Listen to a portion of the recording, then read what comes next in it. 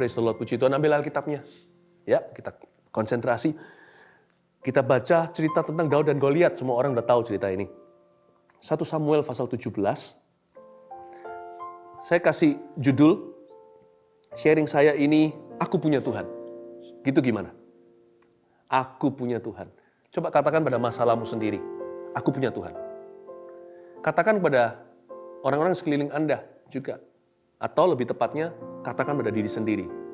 I have God. Aku punya Tuhan. I have the Lord.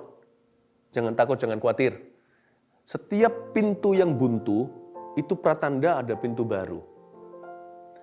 Dan kadang-kadang Tuhan tidak perlu buka pintu yang rusak. Tuhan kasih yang brand new. Atau bisa jadi, satu pintu tertutup itu, berarti ada 10 pintu lain terbuka. Jadi jangan pernah putus asa. Dalam Yesus kita nggak bisa kalah selama kita percaya. Di balik setiap pintu yang tertunda, berarti ada deposito sorga di baliknya. Nantikanlah. Ketika dalam kesesakan, jangan menyerah. Karena biasanya belum jatuh tempo itu mujizat yang harus diterima. Kita yakin, ya, kita ini bukan orang serakah ikut Tuhan karena mujizatnya. Kita ikut Tuhan karena Tuhannya. Tapi kita juga tahu Allah kita itu ajaib. Jadi boleh nggak kita berharap akan mujizat? Justru di masa susah, percayalah. Orang dunia aja bisa optimis. Kalau kita optimis, itu standar dunia. Kita beriman.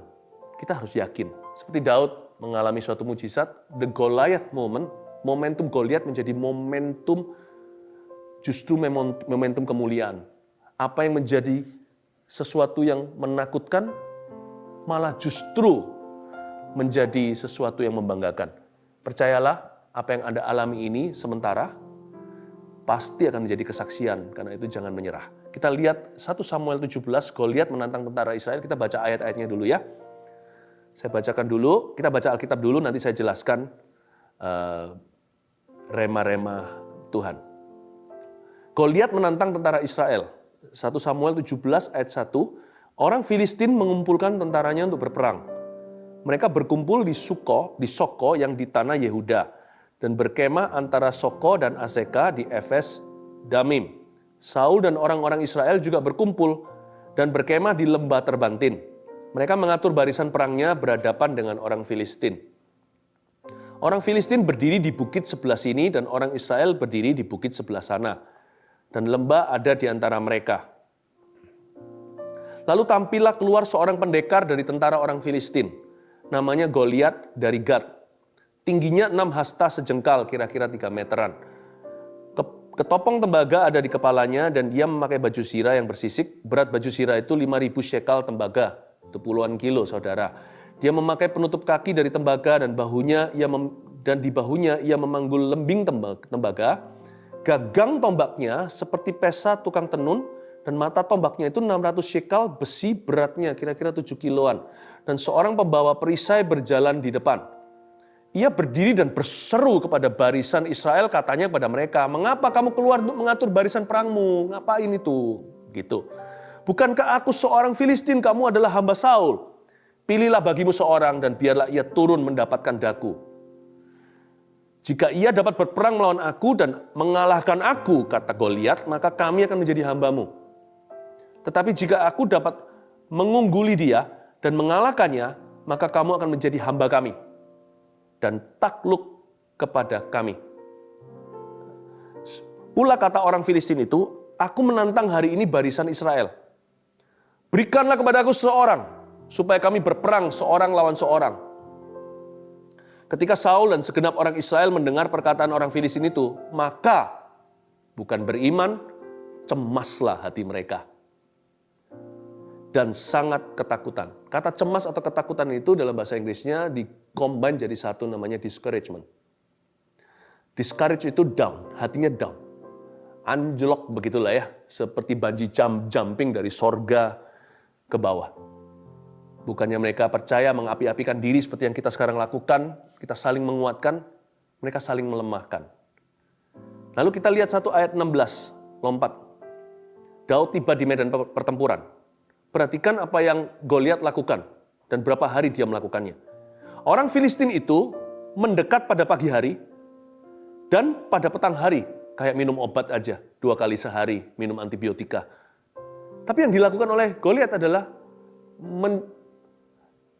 taunting itu apa? Menggertak orang Israel. Tetapi demikianlah ia tampil ke depan 40 hari lamanya orang Israel makan pil pahit antibiotika roh ketakutan pagi dan malam. Semua ini terjadinya di sebuah lembah namanya Soko di daerah Yehuda. Di situ orang Filistin berkumpul termasuk jagoan perang mereka Goliat dari Gat yang tingginya 3 meteran.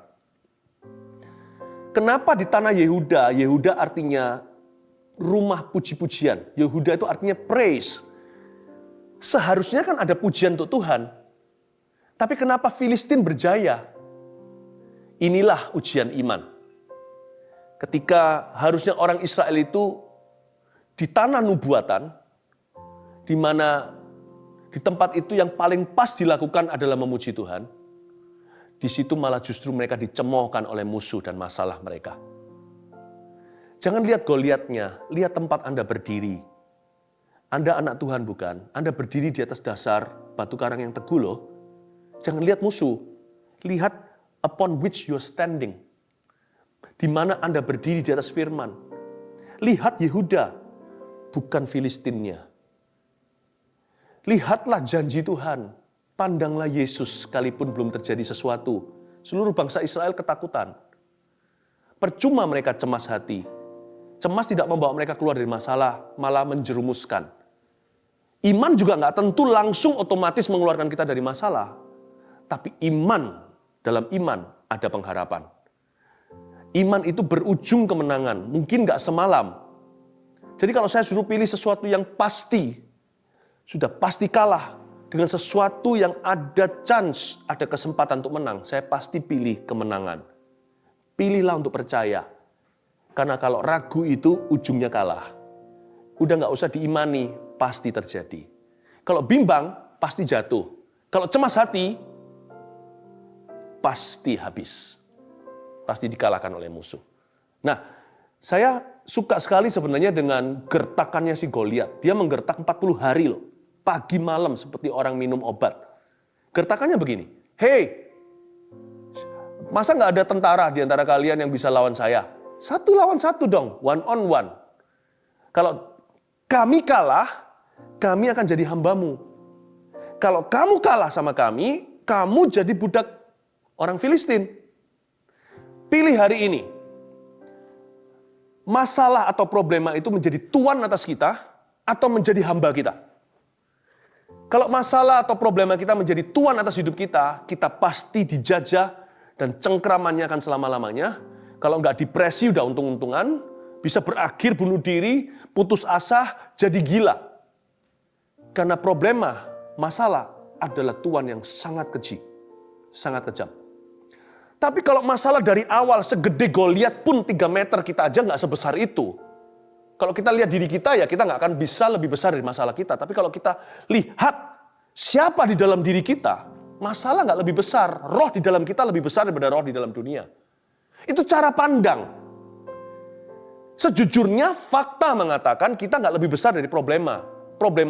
Itulah sebabnya kita gelisah ketika masalah terjadi karena masalah itu besar sekali. Ya. Tapi apa arti ayat firman yang berkata dia terlebih besar di dalammu? Roh di dalam dirimu itu lebih besar daripada roh di dalam dunia. Jangan bandingkan masalah dengan kita itu apple to apple, you and me. Masalah itu harus diperhadapkan dengan Tuhan yang ada di dalam diri kita.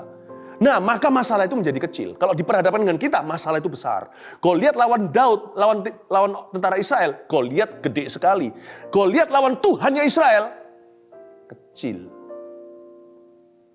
Now, Anda ke medan perang itu pakai iman atau pakai pengertian sendiri.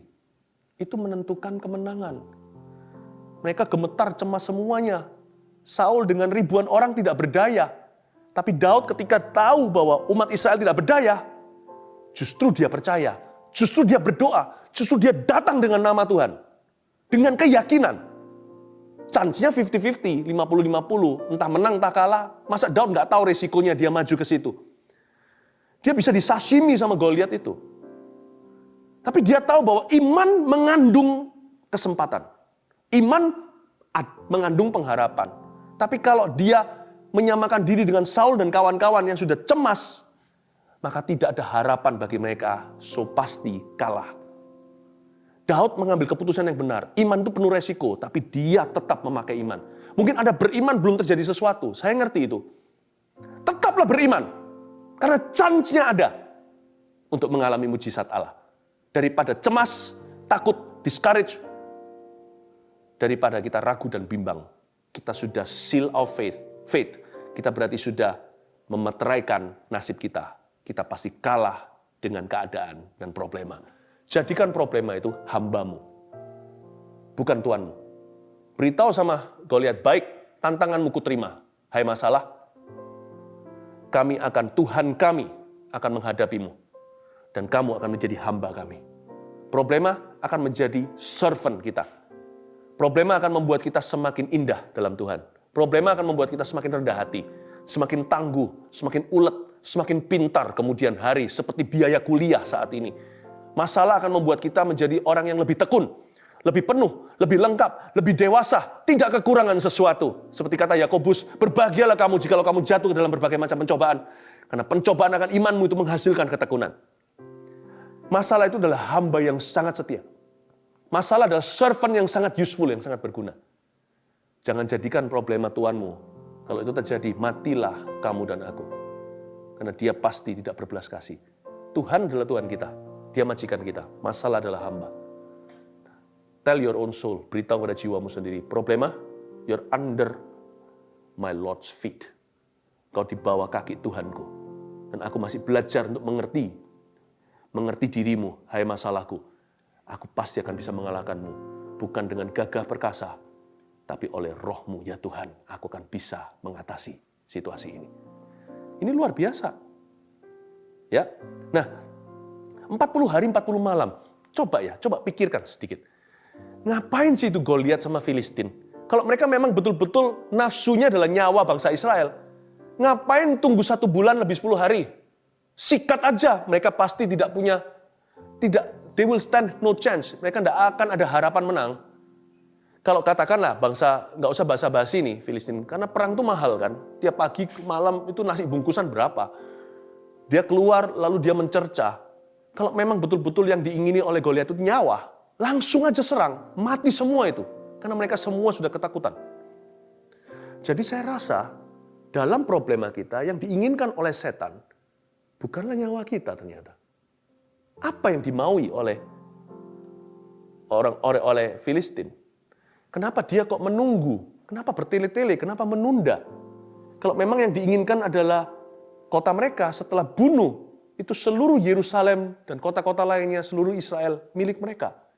Jadi ternyata mereka itu tidak ingin nyawanya bangsa Israel atau teritorinya. Jadi setan tidak ingin harta kita, bahkan kesehatan kita. Bahkan setan tidak nafsu dengan nyawa kita. Mau tahu nggak setan itu mau ambil apa? Kenapa 40 hari dia keluar pagi malam untuk menghina? Itu menghina suara Goliat keras, karena itu di lembah kan mantul semuanya, itu semua orang dengar. Itu ketakutan merayap dan merasuki seluruh dada tentara umat pilihan Allah. Yang diinginkan Goliat adalah iman mereka. Goliat ingin supaya mereka punya hubungan dengan Kristus hancur. Yang Goliat harapkan dan dambakan bukan nyawa. Kalau bunuh sekali mati. Dia mau itu jadi reputasi, turun-temurun, bangsa Israel kehilangan Tuhannya.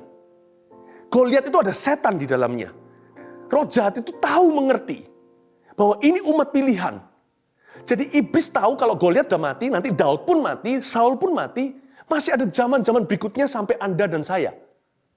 Setan tuh ngerti. Setan nggak maha tahu, tapi setan tuh tahu urapan. Setan tidak tahu segala sesuatu, tapi setan tuh mengerti siapa yang akan dipakai oleh Tuhan. Karena setan tahu bisnis Anda akan dipakai oleh Tuhan, keluarga Anda akan dipakai Tuhan, hidup Anda akan dipakai Tuhan, masa depan Anda akan dipakai Tuhan, masa muda Anda akan dipakai oleh Tuhan, talenta Anda akan dipakai Tuhan. Setan tidak ingin sekarang Anda bangkrut. Yang dia inginkan bukan harta duniawimu, bahkan bukan nyawamu. Sekalipun dia bisa mencuri, membunuh, membinasakan hari ini, dia bisa membuatmu mati. Dia nggak kepingin hanya itu. Dia tahu orang-orang pilihan Allah. Dia bisa membaca dan merasakan urapan kita. Dia tahu that God wants to use you. Tuhan mau memakaimu. Jadi yang dia mau cari, dan dia mau curi, dan dia mau habisi dalam hidup kita, itu ada 3. Catat ini. Faith, hope, and love. Dia mau curi, bunuh, binasakan iman kita. Dia punya goal bukan supaya kita hancur, atau kita mati karena wabah, atau kita itu bangkrut karena ekonomi jatuh. Dia ingin supaya kita keluar dari pandemi atau masalah apapun lembah ini, kita jadi orang yang hilang imannya. Minimal kurang percaya sama Tuhan setelah ini. Kalau dia bisa lakukan itu, cuannya besar dan panjang. Karena yang dia curi bukan hanya dirimu, turun-temurun sampai keturunanmu dan masa depanmu. Dia bisa menggagalkan rencana Allah bukan hanya dalam hidup Anda, tapi dalam hidup orang lain melalui hidup Anda juga. Yang dia mau curi kedua adalah pengharapanmu. Iman, pengharapan, dan kasih. Kenapa pengharapan? Dia mau kita menjadi orang yang lebih ateis atau ateis sama sekali. Lebih baik lagi. Supaya kita menjadi orang-orang yang tidak lagi menaruh harapan pada Tuhan, karena dalam hati kita punya satu pikiran yang salah. Allah itu mengecewakan. Dan janji-janjinya itu palsu. Dia mau kita kehilangan iman. Kalau nggak gitu, Goliat ngapain 40 hari? Begitu. Dia ingin sekali send a message ke seluruh Israel, supaya dicatat di Alkitab kita. Supaya nanti turun-temurun, kalau Daud nggak muncul, hari ini kita tidak punya fondasi untuk beriman pada Tuhan. Untung ada Daud yang berani bayar harga. Terakhir, yang dia mau curi adalah kasih.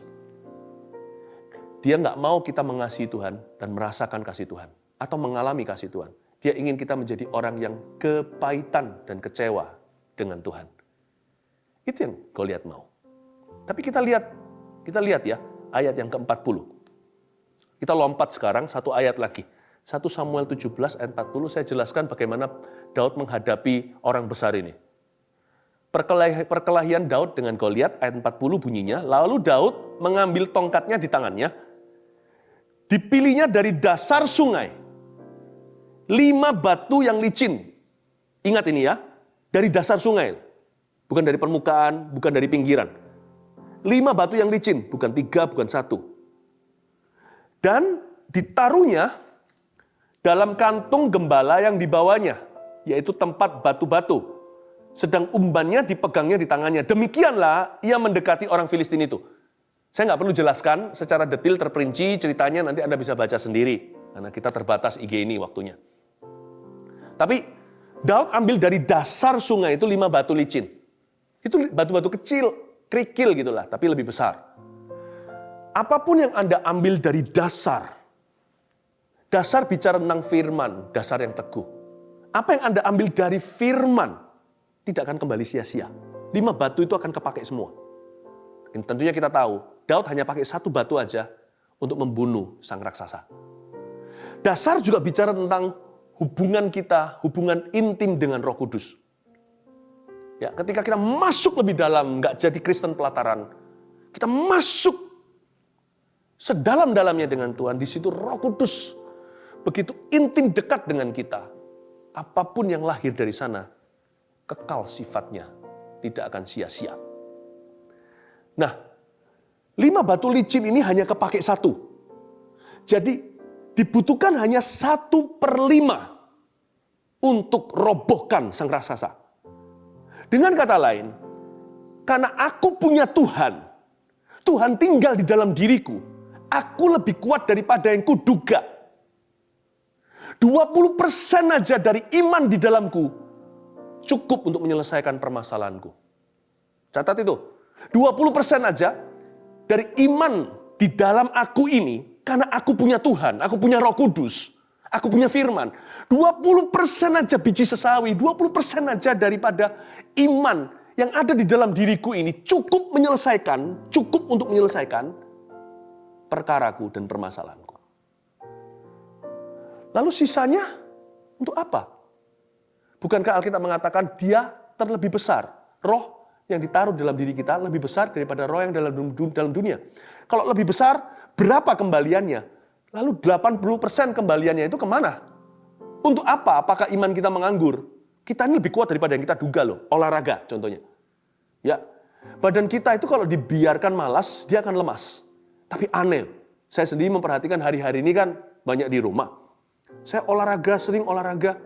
Ternyata ya, saya baru sadari kalau raga kita olah, kita menemukan kekuatan baru. Kita lebih kuat daripada yang kita sangka. Suruh sit up, katakan sekian banyak. Waduh, dulu kita lihat angka segitu aja udah takut setengah mati. Sekarang mudah sekali karena tiap hari melakukan. Ternyata badan kita itu reservasi di dalamnya ada kekuatan fisik alami lebih daripada yang kita rasakan, lebih daripada yang kita ketahui. Tahu nggak? Kita rasanya iman pas-pasan, rasanya ngotot. Aduh Tuhan, gimana keluar dari problema itu? Karena kita salah fokus pada diri sendiri. Kalau kita fokus pada Tuhan, ternyata 20% aja, 1/5 aja daripada imanku cukup menyelesaikan permasalahanku. Masih ada kembalian lagi karena dia lebih besar. Kembaliannya 80% itu kemana? Kemana? Pakailah untuk mengasihi Tuhan dengan segenap hati dan kekuatan. Pakailah untuk memuji dan menyembah. Siapakah aku ini Tuhan, jadi biji matamu? Dengan apakah ku balas Tuhan selain puji dan sembah Kau? Pakai untuk memuji menyembah. Jangan meratapi masalah. 20% aja, 1/5. Cukup untuk Goliat itu, porsi jangan banyak-banyak. Kembalian sisanya itu masih ada 80. Gunakan untuk memuji dan menyembah Tuhan kita tercinta. Selain itu, pakailah untuk jadi berkat bagi orang lain. Untuk terus memberkati, karena lebih diberkati memberi daripada menerima. Memperhatikan diri sendiri melulu sampai kapan, saudara? Kalau iman itu feeling, kita nggak akan pernah merasa cukup kuat. Tapi kalau iman itu tujuan, ternyata kita lebih kuat daripada yang kita duga. Ternyata masalah itu tidak menguras seluruh tenaga. Masalah kita maksudnya. Masih ada ruang untuk bisa tanggung masalah orang. Fokus saya hari-hari ini bukan masalah sendiri, saya juga punya problema. Masa menurut Anda yang punya problema, saya enggak? Saya punya, tapi fokus saya sekarang adalah menolong Anda. Saya akan pakai iman saya untuk menginspirasi, untuk mengangkat Anda, untuk sepakat, untuk sama-sama bergabung saling menguatkan. I'm not praying for my miracles, I'm praying for your miracles. Berdoa untuk mujizatmu, bukan untuk mujizatku. 4 dari batu yang diambil oleh Daud yang tidak terpakai. Tahu nggak jadi apa? Di 2 Samuel, nggak usah dibuka. Ada 4 raksasa lain yang dibunuh nantinya. 4 batu itu nggak tahu Daud taruh di mana, tapi menjadi simbol secara profetik. Later on nanti dalam kehidupan Daud membangkitkan orang-orang gagah perkasa.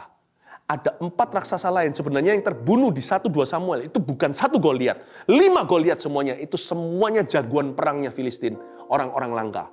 Karena mereka mati semuanya, tunduk tuh Filistin menjadi tukang rodi di bawah pemerintahan Daud. 4 raksasa yang lain itu dibunuh oleh orang-orang Daud. Bahkan salah satunya dibunuh oleh keponakan Daud sendiri. Anak kakaknya Daud, Semai. His son killed Goliath's brother. Putranya membunuh saudaranya Goliat dari Gat. Ternyata Goliat ini papa mamanya melahirkan anak-anak gede-gede sekali. Dan orang-orang ini tentunya sudah punah hari ini kena perang. Tapi zaman dahulu kala, arkeologi pun mengetahui bahwa ada orang-orang dengan fisik raksasa di daerah-daerah Timur Tengah sana. Dan ini 5 jagoan utama killed by David and his men. Bayangin, Daud masih punya sisa batu yang dipakai untuk dirinya sendiri.